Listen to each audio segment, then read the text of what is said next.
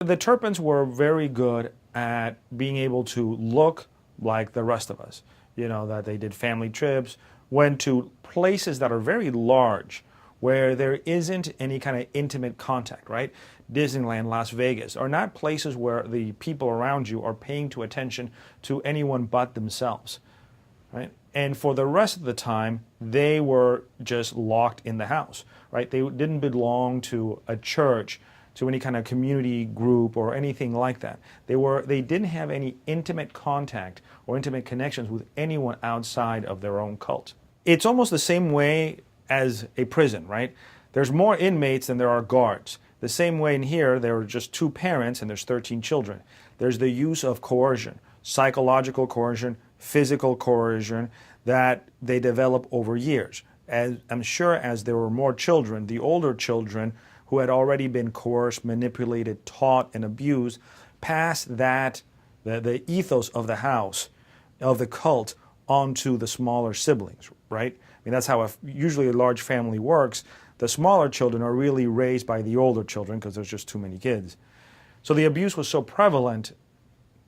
People should never underestimate the power that parents have over their children when they're small. The scars of abuse last forever, and that's for functioning people. The abuse in this house was to such a great degree that a 29-year-old looked like a teenager.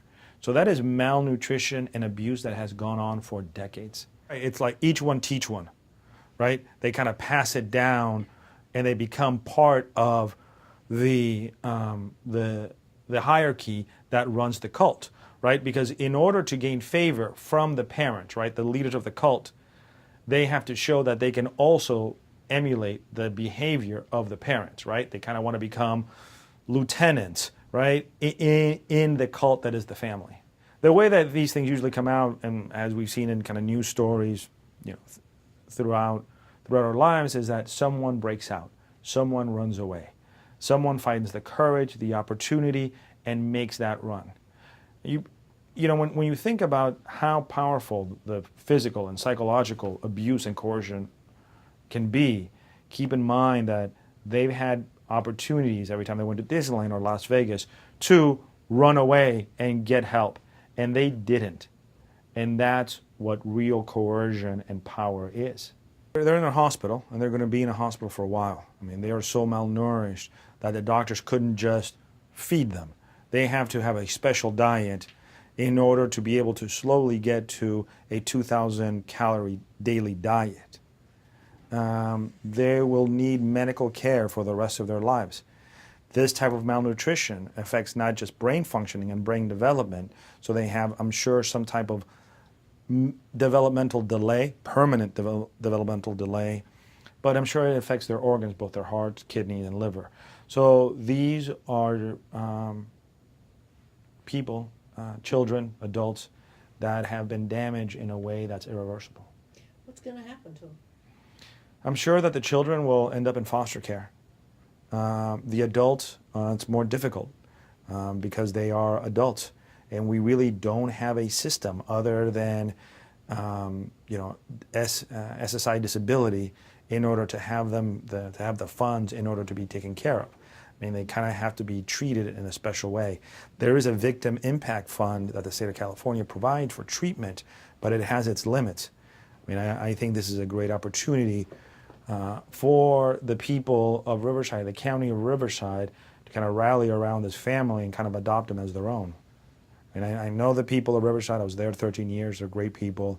Hopefully somebody will take the lead in taking this family under their wing, but it's a lot.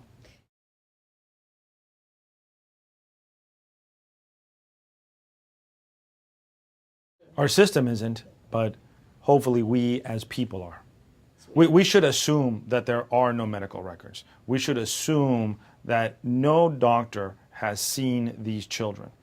Because if you look at them, the marks of malnutrition are pretty evident. And we are at a point in our medical system where records are kept. You know, a doctor, even if you move to a different state or a different city, they will get the medical records from the prior doctor.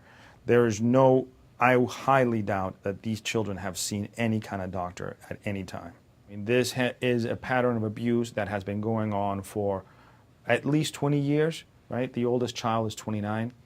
Then there's the fact that they are isolated from the rest of the world, right? He had cut off all contact between the children and his wife with her family. They were not allowed to see them, visit them, talk to them, or anything like that.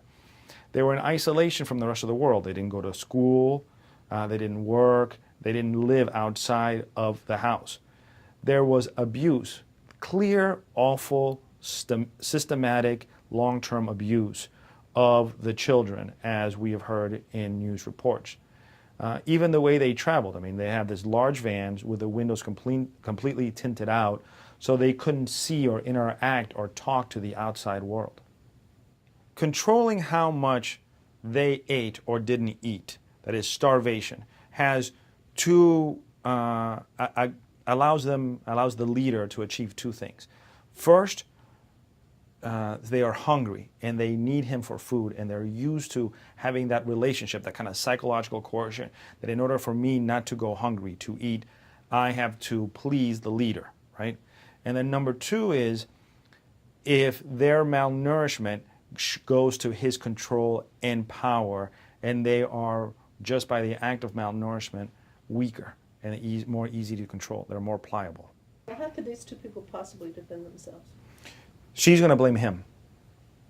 She's going to blame him that she was coerced and abused by him, and this was all his idea, and that over the last 20, 25 years, she grew used to his abuse, and she is as much as a victim as the children. He has a more difficult or almost impossible defense, which is, I didn't think anything was wrong, there was no abuse, what you saw is not what you saw, and that it's not systematic, it's not as bad as you think, and you're over-exaggerating. I don't think they are as rare as we would hope.